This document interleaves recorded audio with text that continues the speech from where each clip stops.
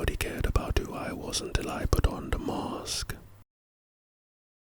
Did you guys know that in the movie The Dark Knight, in the scene when the Joker crashes the party, Alfred or Michael Caine actually had lines. He actually had lines written for him in the script. But this was also the very first time he had seen Heath Ledger in full Joker makeup and costume, and he was indeed terrified.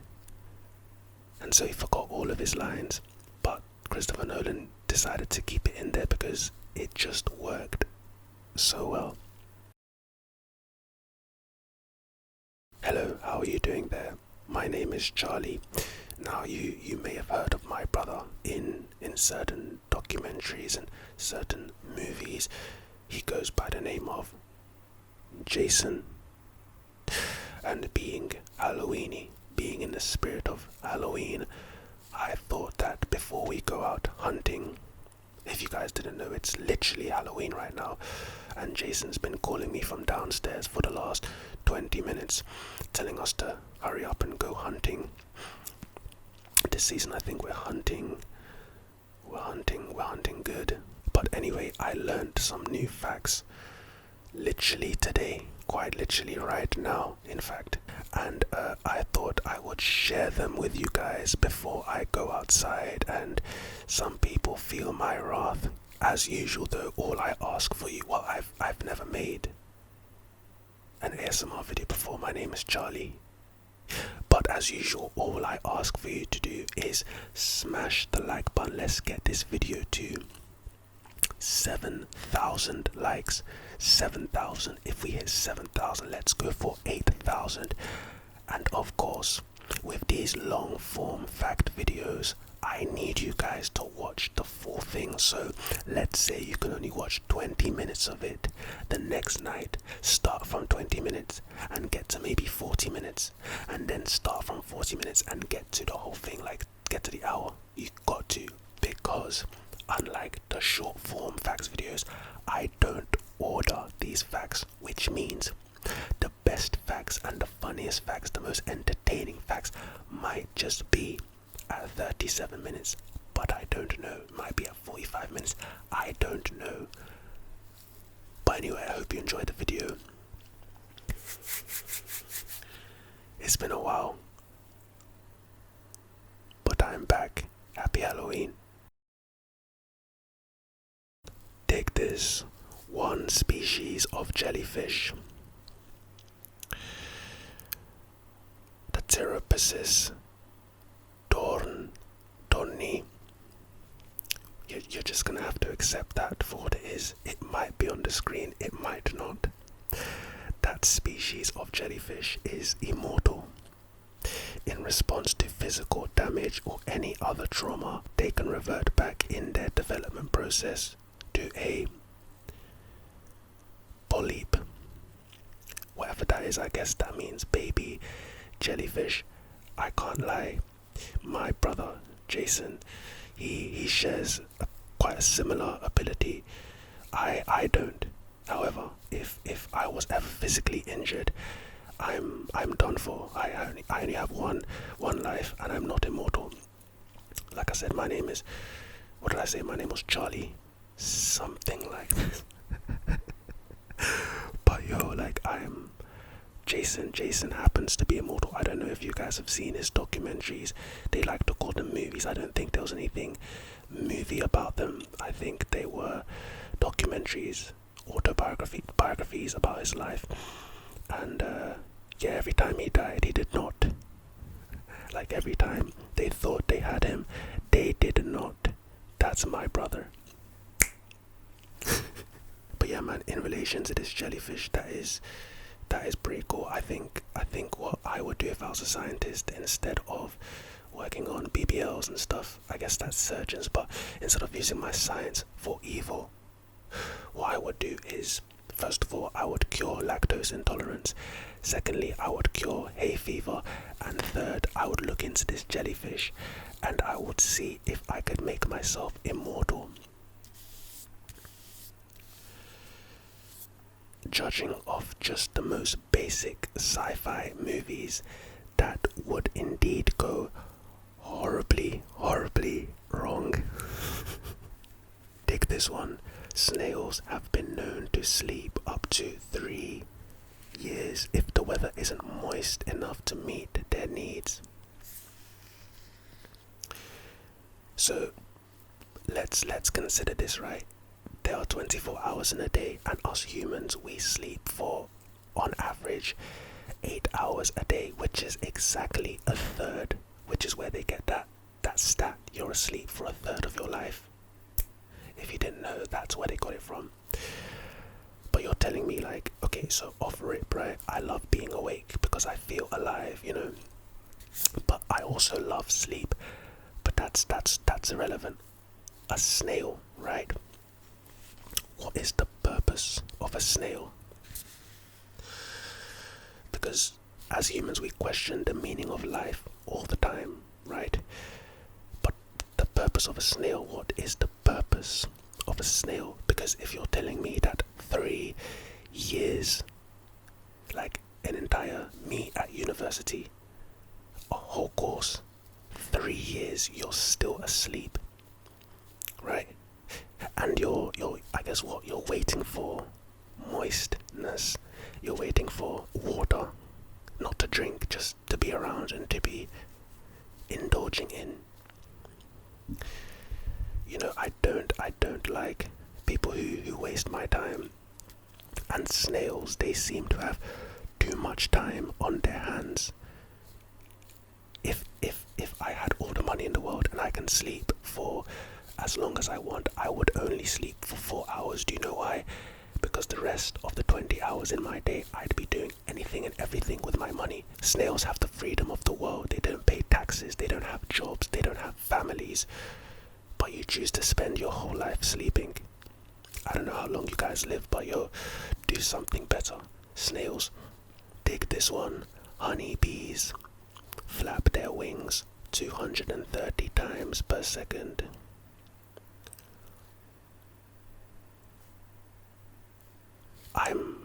I'm going to read that again, because honeybees flap their wings 230 times every second. Okay. So I know honeybees are not that big. They are around this size, which is pretty big for a bug. If not bugs, just insects, but whatever. I also understand the concept of a metabolism. The faster the metabolism, the faster you can move. But for the life of me, in what world, like what on earth does 230 reps of anything per second look like? Honeybees are quite literally the definition of too fast. Honeybees would give Sonic the Hedgehog a run for his cash, a run for his money, and Sonic the Hedgehog is the fastest thing alive, so that is pretty impressive from honeybees. I wonder if you can capture that in slow motion and see every single flap. 230 frames per second. Nice. I don't know if there's cameras like that. You tell me in the chat. You tell me if there are cameras like that. I highly doubt it. They must cost millions of dollars. But yeah, honeybees save the bees. F wasps. I don't want to swear, but F wasps save the bees. The bees are the knees of society. Without bees, we can't stand up. We can't pollinate our stuff. We can't make honey. We can't do nothing without bees. So protect the bees. If you see a bee, say wagwan. Take this. At birth, a panda cub is smaller than a mouse and only weighs 4 ounces. First of all, we're not even talking about a fetus or an embryo. We're talking about fresh out the womb, fresh out the panda pussy. Off rip, do you know what 4 ounces looks like? Damn. my boxing gloves are put away, and it will take long for me to bring them out, but I can literally see them to my left, and each glove, I believe, weighs 8 ounces, and those gloves are pretty light. I can literally hold it like this and throw it as far as I can. A baby panda, pandas are bears, you know that, and bears are massive, and so are pandas. Pandas growing up are massive. You know, this gets me thinking, right? Every single time, now follow me on this, because I think this is really interesting. But every single time since I was a kid, every single time I would watch a nature documentary, and I would see giraffes, hippos, cows, buffalo, wildebeest, like really, really big animals, massive, absolutely massive mooses. Is that the plural for moose? Mooses sounds like it should be mice or meese. Anytime I would see a really, really big animal, right? But then I'd also see what they eat. I'd be like, in what world are you 500 pounds? In what world do you weigh a ton? How on earth did you germinate and grow to this level? Cows weigh tons. The biggest cows, the bulls, or the biggest female cows, they weigh tons. Maybe not tons, but a ton at least. These motherfuckers only eat grass. How, in what world is that possible? Gorillas are another one. Gorillas literally eat, not bamboo, that is our friend pandas, right? Or maybe that's, no, it is, or maybe it's not. Gorillas eat, they're damn near vegetarians. The only time they eat other gorillas is when they're pissed and they're trying to make a point or something like that. But yeah, man, genetics are crazy. Like, you don't eat that many calories. You know me, if I had to bulk, if I wanted to put on muscle mass and size, or just get big in general, do you know how much food I would have to eat? Ain't no way I'm getting to the size of a gorilla eating grass, celery, broccoli. It's not possible. But for these animals, anything is possible. Take this one. Horses and cows. Speaking of cows, horses and cows can sleep standing up, but they can only dream when they are laying down.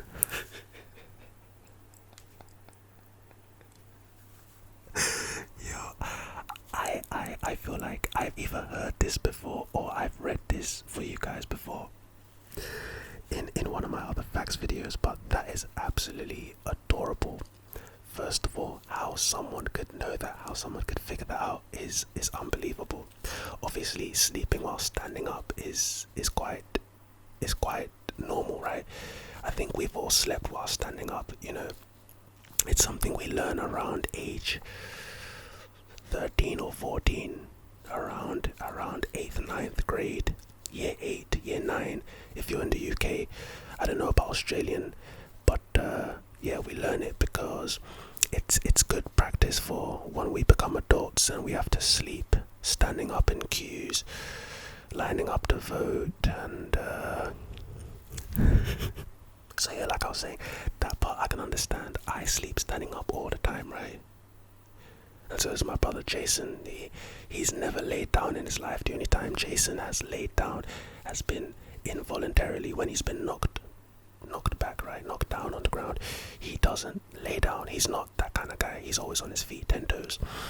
But in what world do you come to the conclusion that these animals can only dream if they are laying down? How do you come to that conclusion? Like, in my head, I'm like, okay, I'm gonna ask him when he wakes up if he dreamt, and he's gonna, like, what is this, a cow? He's gonna moo, or horse, he's gonna neigh, and in my head I'm like, oh, that means no, right? But then when he was laying down, and I ask him when he wakes up, did you dream? And he says moo, or he says neigh, I'll be like, yeah. So, science. Take this one. I've definitely heard this before. I'm not sure I've told you guys yet. Maybe I have, but I doubt it. Koala fingerprints are almost indistinguishable from humans, so much so that they can taint crime scenes. Now, off rip, we're going to talk about the first part of this fact really, really soon, trust me. But the latter, the second part of the fact, for someone to say this, for this fact to be a fact, for someone to have written that, there was a crime scene one day, and let's say the cameras, they caught every single person in that room, right? And so everyone in that room could be accounted for, right? But what ended up happening was, and this is speculative, this is all speculation, I don't know, but I guarantee you I'm right. What happened was they found an unknown presence in the room, and they were like, damn, whose fingerprints are these? Everyone in this room is accounted for. Who is this? Like 50 years later, they found out that koala fingerprints are exactly the same as ours, and they figured it out. But anyway, did you guys know that all our fingerprints are different? Now obviously, you guys knew that, but one question is, are koala prints all different too? And the second question is, did you guys know that even your twin brother has a different fingerprint to you? Me and Jason are not twins, but of course, so we have different fingerprints. But let's say Mary Kate and Ashley, salute to them, childhood memories, they were great. What was the show? Was it not Mary Kate and Ashley? Anyway, whatever. They're twins, right? Twin sisters. If Mary Kate or Ashley decided to get an iPhone 8 Plus, right? Mary Kate or Ashley, respectively, would not be able to get into Mary Kate or Ashley's respectively's phone at all, even though they are twins. Guys, they are quite literally the exact same egg. Fertilization happens, right? The sperm goes into the egg, and then the egg literally splits into two. How you somehow get two different fingerprints is absolutely amazing. I have no idea how that's possible, but the fact that it is, it just shows that the world is incredible. Nature is incredible. Science is not really science, it's nature. It's nature's, the universe is just incredible. Dig this one. Think your stomach growls. Well, yes, my stomach does growl. It growls a lot. In all of these ASMR videos, sometimes the sound cuts out and you think it's my mic. No, it's my stomach.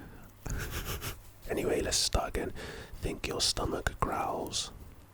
Ghost crabs literally growl using teeth in their stomachs. Now, the first question is like a 800-pound elephant in the room. Why are they called ghost crabs? Someone let me know in the comment section while I'm editing this video, because I'm not going to do it right now, but while I'm editing this video, I have a strong feeling. My spidey senses are tingling and they're telling me that I'm going to search up ghost crab. I don't know what I'm going to find, but hopefully when I find it, it is exactly what I'm looking for, and I will understand why they're called ghost crabs. Second of all, the second large question in the room, like an elephant, why does something have teeth? Teeth in its stomach. Why, God? Why, nature? Why? Your teeth are supposed to literally, I learned this when I was a kid, since a kid, literally, your teeth are supposed to break down the food here first, so it can get down your gullet, and then your esophagus gullet, and into your stomach, to be broken down even more by acid. But why would a creature have the teeth in its stomach? That makes, imagine we had acid in our mouths, right? And every time we'd eat, it just dissolved. And then we swallow a bunch of acid, and then the teeth in the stomach would just like chew some nothing.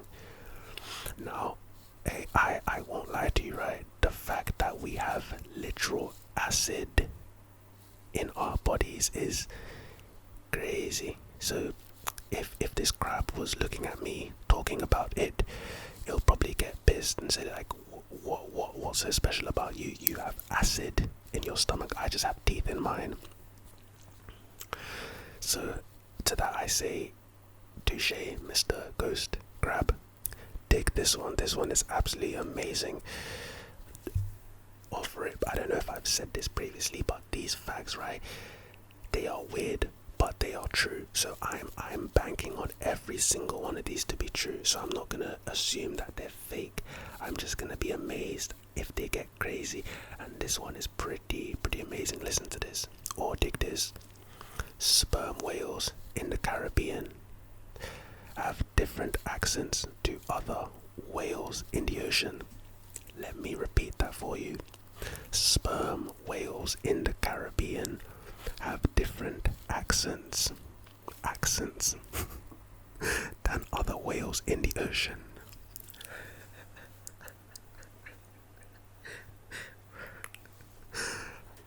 Yo, what is this? Anthropologists or marine biologists or just sea whatever they are, right?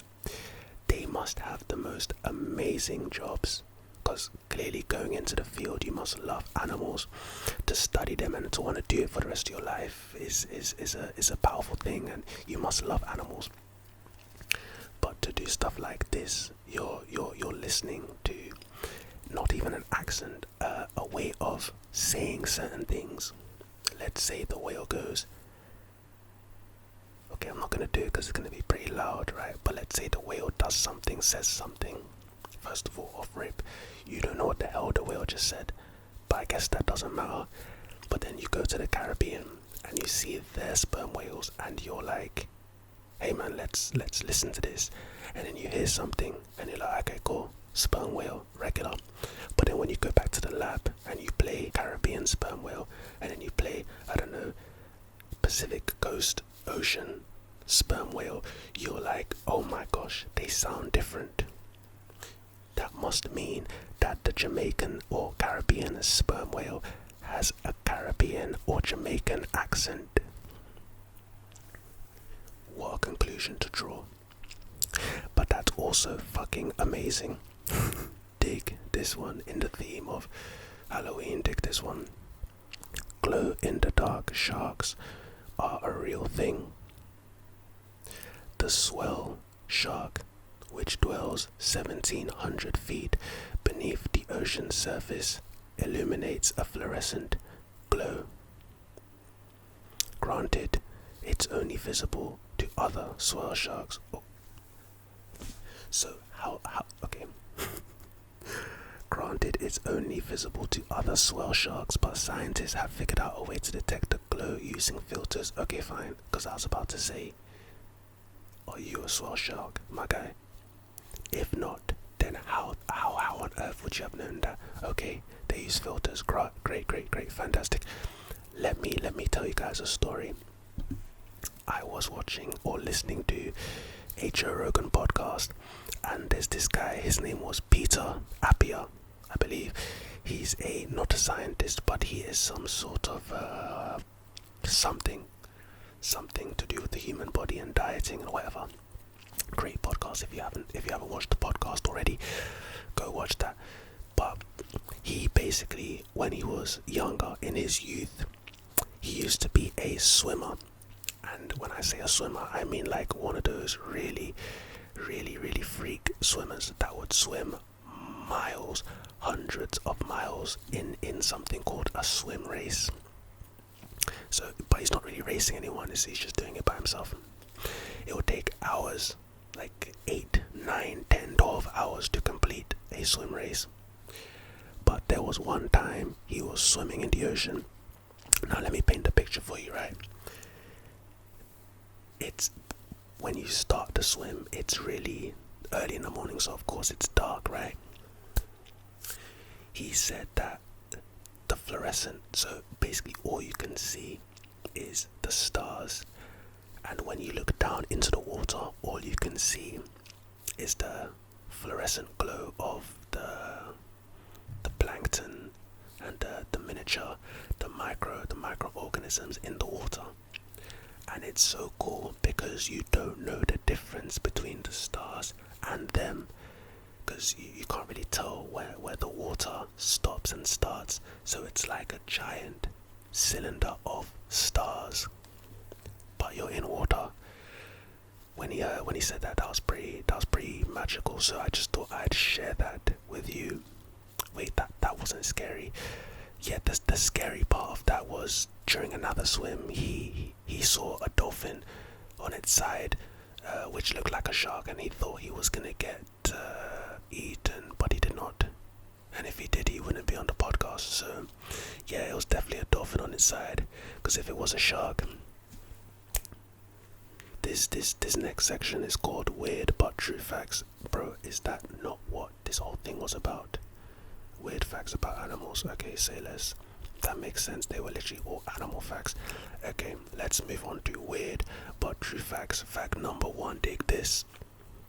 The stage before frostbite is known as Frostnip. Stipple, stipple, stipple, stipple, stipple, nipple. Frostnip. You know, I sometimes contemplate being so cold that my nipples fall off my body. So I guess that this fact is probably true, because if I contemplate it, then it must be true. Because if I contemplate it, then other people must contemplate it. Take this. People who suffer from boanthropy believe they are a cow and will try to live out their lives as cows. Boanthropy. Listen, I was about to crack a joke there, but some of you watching this video, maybe even just one of you, might be suffering from boanthropy. And if you are, then I'm not going to mock you. If you think you're a cow, then moo, first of all. Wait, yes, that's what cows make. Moo sounds, right? Moo. Second of all, why are you like this?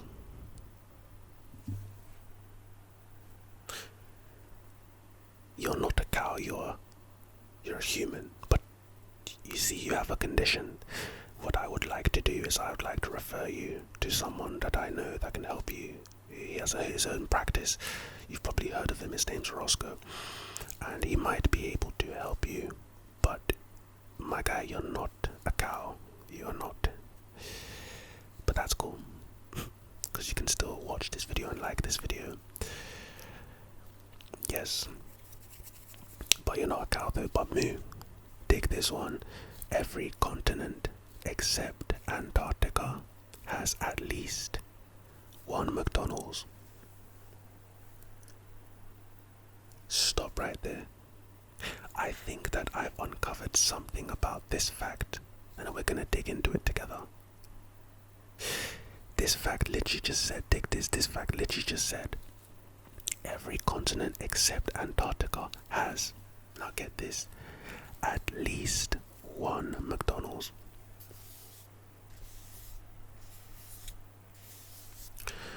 What does that sound like to you? Because it sounds like to me. Actually, no, that doesn't make any sense. You know what I was going to say? I was going to say that there must be one McDonald's in Antarctica. But there isn't. But there is. I'll tell you that for a fact. Me and Jason went there the other day.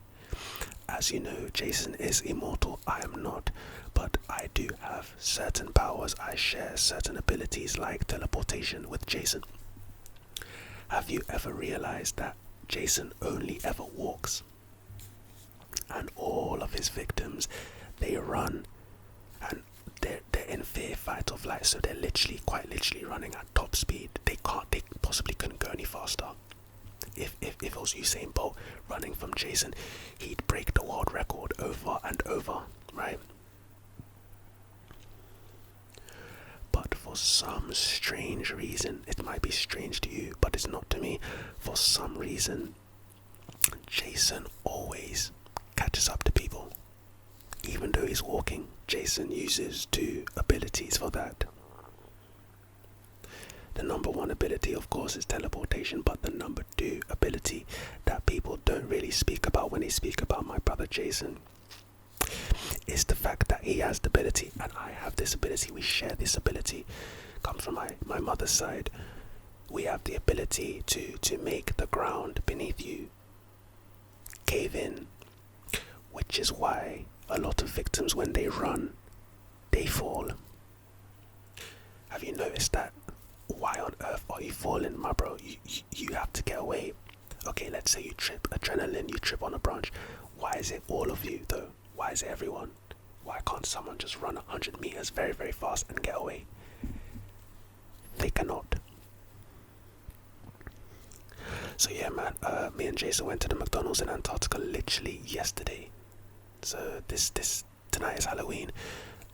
You guys wouldn't know that though, because this video might come out whenever, but tonight's Halloween, and yesterday, the 30th, me and Jason were right there. It was cold as hell, but actually it was cold as Antarctica, but yeah, that this fact is not true.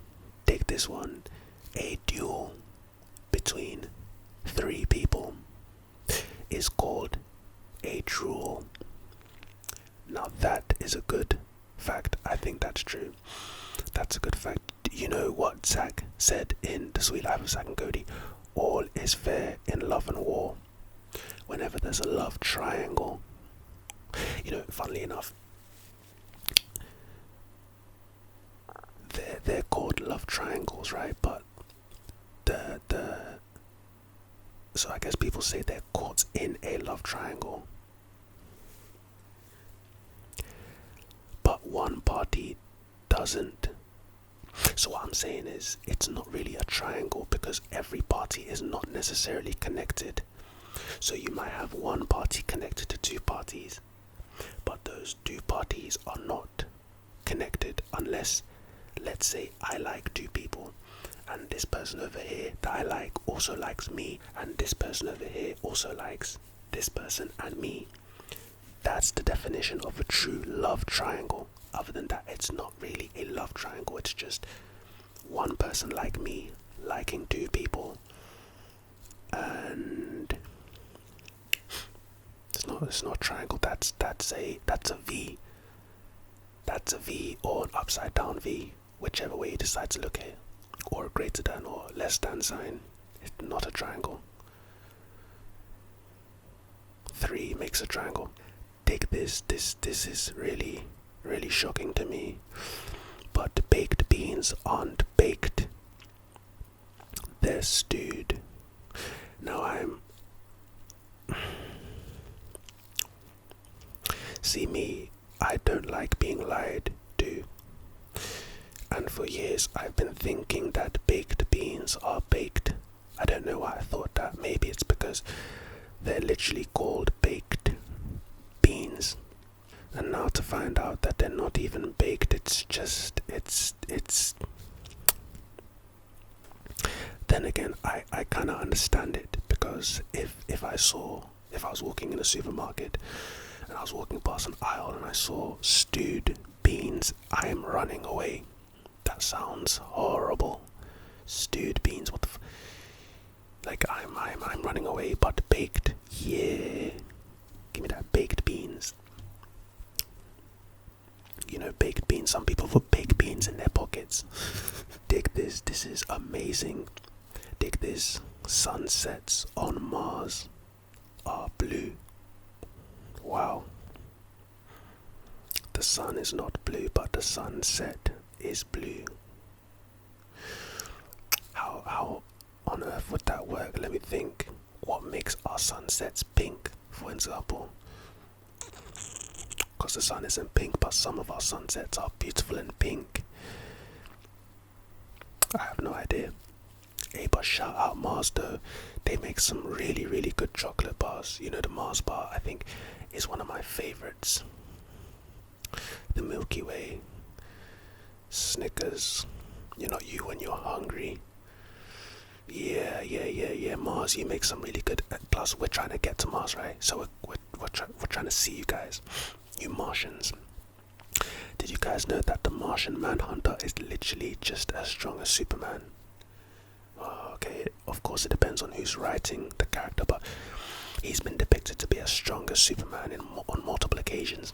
There was this one time where Wonder Woman, Superman, and the Martian Manhunter, they literally pulled the Earth. Like all three of them, was it Wonder Woman's lasso? I don't know where they got this really long rope. It can't have been Wonder Woman's lasso, but they literally used it to pull the Earth. It's funny because Superman could literally do that by himself. He did not need help. But hey, dig this. If you start in Argentina, you could theoretically dig a hole to China. I don't think that would be very wise of you to do if you were in Argentina. Now you guys might be thinking that, oh wow, like if you popped out in China, people might think that you're a wizard or something, and they might, you know. But that's not even what I'm talking about. What I'm talking about is the fact that the Earth's core is very, very hot. And if you can't survive heat like I can, then it's not a good idea. Maybe I won't do it. You know, funnily enough, speaking of witch, wizards and stuff like this, and the theme of Halloween, I guess, Halloweenies, I found out a fact literally this morning. Did you guys know that around the time of the bubonic plague, right, there were some women who discovered that hygiene and cleanliness kept rats at bay? Like, if you swept up after a rat, brooms were very efficient at this.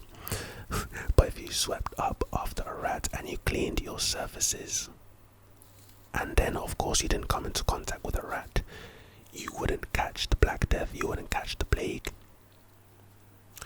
Did you guys know that people found these women and they were like, oh my god, you don't have the plague, so you must be a witch, let's burn them. I kid you not. People back in the day, way back in the day, were absolutely bozos. So instead of looking at these women and saying, yo, like, hey, yo, like, you have the cure. Obviously it wasn't a cure, but hey, you have some sort of solution, some sort of deterrent, some sort of preventative methods. Instead of saying, yo, share them with us, they said, oh my god, you don't have the plague, well, you're gonna die one way or another. Come here. Burn them. Like, this is Game of Thrones, bro. This is crazy. When I learned this, what are we talking about? Argentina? Yeah, don't dig a hole to China, bro. Just allow it. Just chill. Dig this. Myspace still gets more than 8 million visitors per month. The other day, I was watching The Social Network by David Fincher, starring Jesse Eisenberg and Andrew Garfield. Man, what? First of all, what a movie. The movie is fantastic. But damn, like, the story of Facebook is so interesting. But at the same time, no, not really. No, it's not. But David Fincher and the person who basically wrote the movie and wrote the script and did all the information digging and found out these things about the defamation lawsuit and the depositions and whatnot.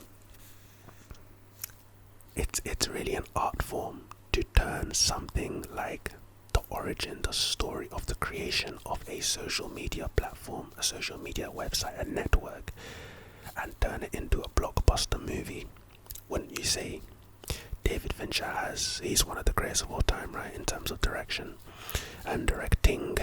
But yeah, that's insane. I can't get over it. But yeah, MySpace getting 8 million monthly views, that's pretty good. If MySpace, the owner of MySpace, can monetize that, that's not bad at all. I would have thought that MySpace didn't exist. I mean, who's advertising on MySpace? Who's communicating on MySpace? Why are 8 million people even Even on Myspace, there's so many questions. Unfortunately, we have no answers. Dig this. There are more Lego mini figures in existence, thanks stomach, than actual people on Earth. When I was in year 6, I found out that there was 7 billion people on Earth. It's been over a decade. I don't know how many people. I would assume it's close to 8, right? I would assume it's 8. No, I would assume it's 8. 10 years and not a billion people are born. That doesn't even make sense. How does 7 billion not multiply to at least 8 billion in a decade? That doesn't make sense. So I'm going to say there's 8 billion people on this bitch. You're telling me that this company called Lego, they have made over this. No, this doesn't even make sense. I can't fathom my head around such numbers. They've made over 8 billion pieces or minifigures. How does that even so okay, let's say Lego was established, let's just give her a nice round number of say 50 years ago. In 50 years, how do you make so much? Bro, what's 8 billion divided by 50? Even that number's ridiculous. So you're telling me your machines in your company are just making Legos? That's all they do. That's all they use their energy and resources and electricity for, just making these Legos. 8 billion, over 8 billion of them.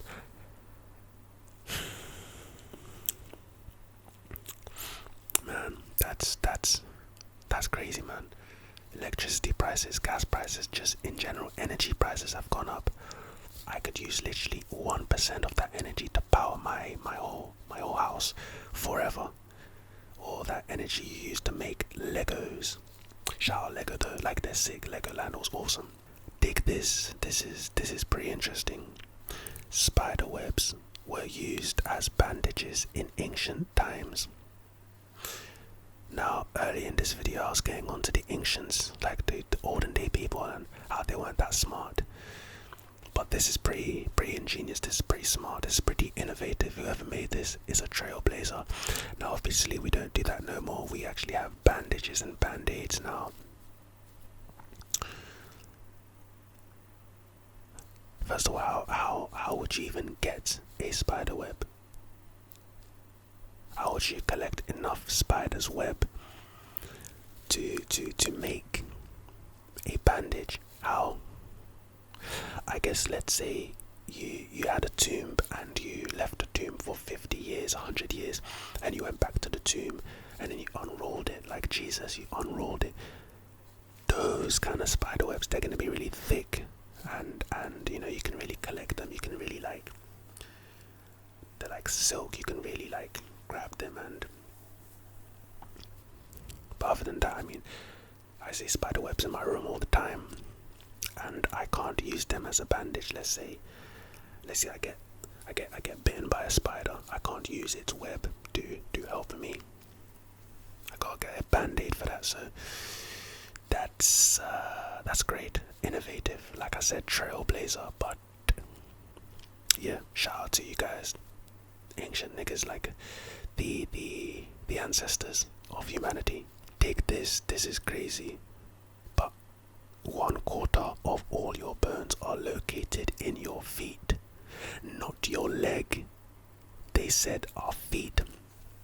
Let's do the math. This math should be pretty straightforward. Actually, I'm going to be dividing 3 by 2, and that's long. So we have 206 bones in our body. Now 206 divided by 2. For instance, let's just start with 2. Is 103. 103 divided by 2 is 50. 1.5. Well, that wasn't so bad. How do you have half a bone? Okay, let's just round it up to 52 bones. So you have 52 bones in your feet alone, and that's 1/4. now that we've figured out the numbers, that makes a lot more sense. I can imagine 50 or so bones in my foot. You know, I have multiple joints. I have 5 toes. My brother Jason, he has 8 on each foot. Actually, he has 8 in total. So he has 3 on one and 5 on the other. No, he has 4 on. No, he has 2 on one, like Terry 2 toes, and he has 6 on the other. Makes more sense. But yeah, toes. Do you guys like toes? You know, did you guys also know that the reason some people have foot fetishes is because the same part of the brain that processes genitalia, right, is the same part of the brain that processes feet for them. So when they see feet, I should say, they are turned on by the concept because to them it's genitalia. You learn something every day. Take this one. A cloud can weigh more than 1 million pounds. I'm guessing that how they came to this conclusion was because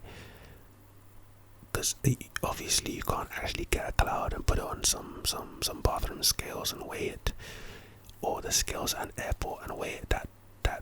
That wouldn't work, right? But what I'm guessing happens is they, of an average rainfall, or let's say you have a cloud, for that cloud to disappear, they would count how much in liters rainfall or rain that cloud produces, and they would come to the conclusion that, but that doesn't really take into account precipitation. And what I mean by that is, for a cloud to be a cloud, water evaporates and it turns into a different state completely, a gas, if you will. So let's say I don't have any water. Let's say I have a bottle of water this big, and this water were to evaporate, right? Let's say the water evaporates into the air. I leave the bottle of water open for, I don't know, however long, and it evaporates into the air. What does that mean? That once it's fully evaporated in said air, there is but let's say 300 milliliters of water vapor in the air. I don't know how that works, but that's pretty cool. A cloud can weigh more than 1 million pounds. I want more than 1 million pounds too. Dig this one. The average person will spend 6 months of their lives waiting for red lights to turn green. I spoke about sleeping for a third of your life, but goddamn, this really takes the cake. 6 months, you know, it takes on average 6 months to transform a human body. Let's say you want to go from fat to thin, or the other way. It takes on average 6 months for the human body to make a significant change, right? 6 months is also half of an entire year.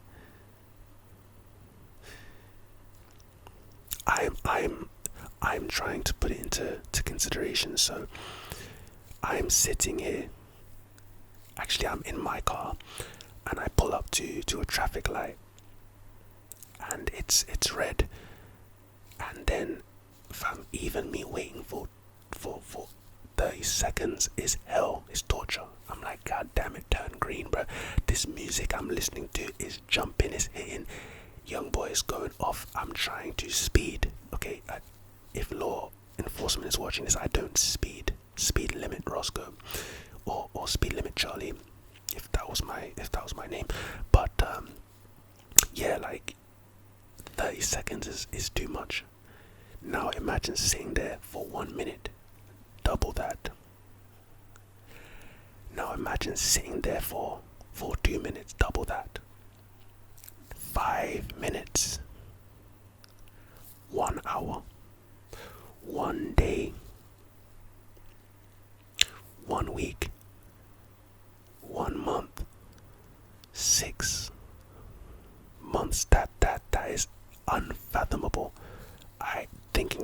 makes me want to puke. I can't puke in this mask because that would look crazy. I think I have holes, right? Yeah, puke coming out of my breathing holes would look crazy, but I want to puke. Dig this one. Dolphins may seem like happy-go-lucky creatures, which they do, but they actually sleep with one eye open. See, this is why dolphins, I think dolphins give off that vibe, right? And it's one of the reasons why so many people naturally gravitate and love dolphins. Out of every sea creature, dolphins, seals, okay, people like seals, I guess they're cute, but there's something about dolphins, and there's always been something about dolphins that people love so much. Dolphins are some real ass, because thinking about it, they sleep with one eye open because they don't trust no one. It's like one of those quotes back in high school, not even high school, like primary school, trust no one. Those are dolphins. Dolphins live by a certain code and a certain principle, and that should not be broken. They innately, like they don't have to learn this. This is not taught. This is natural from birth. They sleep with one eye open like this. Look. I can't. This mask is okay. Just pretend I only had one eye open. But yeah, that's dolphins for you, and that is amazing. I love dolphins so much. I saw a video on Twitter the other day of a dolphin like dapping a guy up, or was it a girl? Like a high five. It was proper sick. The dolphin proper went. Like it was just dope. I love dolphins. Dig this. The largest padlock in the world weighs 916 pounds. You know, I was thinking about Harry Potter. If you guys don't know, every time I eat, I watch The Office. But while I'm preparing my food, I watch Harry Potter, like the movies. Right now, I'm on Half-Blood Prince, and I can't wait to watch it tomorrow. Oh, well, today even. But you know that from first year, the kids, every single wizard kid is taught the spell Alohomora. And if you didn't know, that spell literally opens any lock. Any lock. Like in Order of the Phoenix, the gang, Dumbledore's army, Harry Potter and his friends, they would get into Umbridge's office using Alohomora. I'm like, that seems like such a powerful spell, right? A powerful spell, a dangerous spell, a mischievous spell. I mean, if a door is locked, it's locked for a reason. Like, there might be sensitive information, privacy, you know. But from first years, they are like, 11 years old. They know how to unlock any lock, any and every lock in existence. Unless, of course, this lock has more charms to it. So it's like let's say Horcrux. Horcruxes aren't so simple. They have dark magic, and that dark magic is like protecting them, right? Why would you teach that to a kid? So this 916-pound lock is absolutely child's play to an 11-year-old. They can unlock it like this with a simple spell.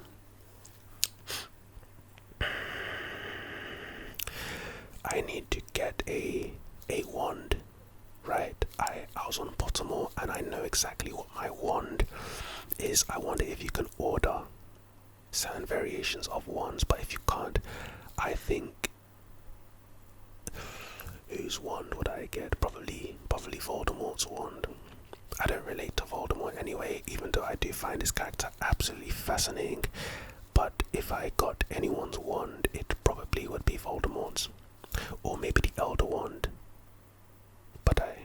But the wand would corrupt me. But I'm already corrupt because my brother Jason, he corrupted me. So dig this. This is like kind of crazy. This is kind of disgusting. This is kind of not disgusting at the same time. This is kind of great. Dig this. Bear in mind, this is a brand new brand new subsection. This is weird history facts, and I'll probably carry this on in the next facts video, which is coming soon, baby.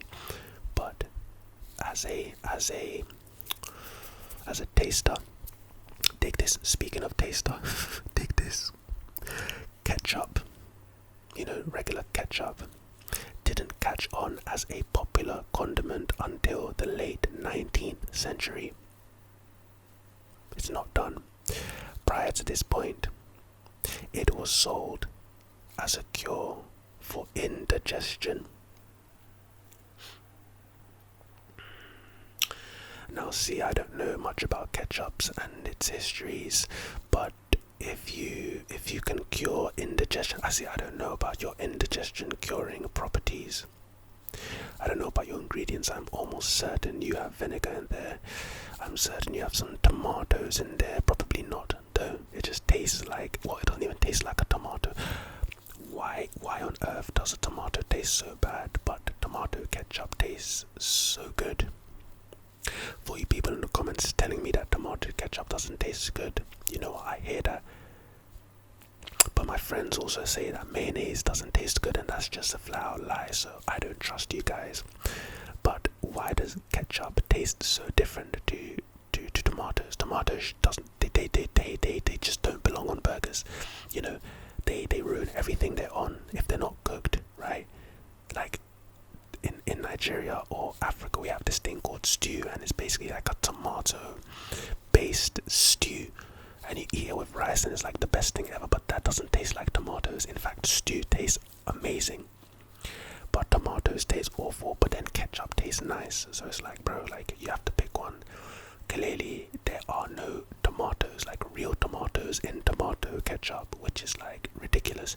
They might as well have called it like a broccoli ketchup, not a tomato ketchup, because you don't even taste like tomatoes. I guess because you're red, you're tomatoes, but you're not tomatoes at all. What was I saying? Anyway, I don't know about the indigestion curing properties of tomato ketchup, but chips have been known to give you indigestion. I mean, they're really carb heavy, they're really filling, but it can get complicated if you eat too much at the wrong angle. If you eat chips while standing up, if you eat chips while laying down, it's like, oh shit. But maybe, just maybe, this is the reason why you would have them on chips. It's like a equalizer, like Denzel Washington.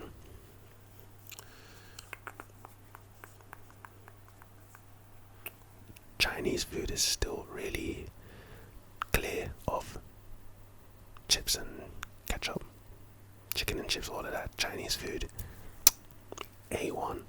Hey man, I hope you guys enjoyed this video. I have to go now because me and Jason, we got some stuff to get about to. Like I said, this is Halloween. While I'm shooting this, Jason, yeah, I'm coming, relax. He's literally calling me from downstairs. We got some hunting to do, but you guys enjoy your Halloween. And yeah man, this has been special.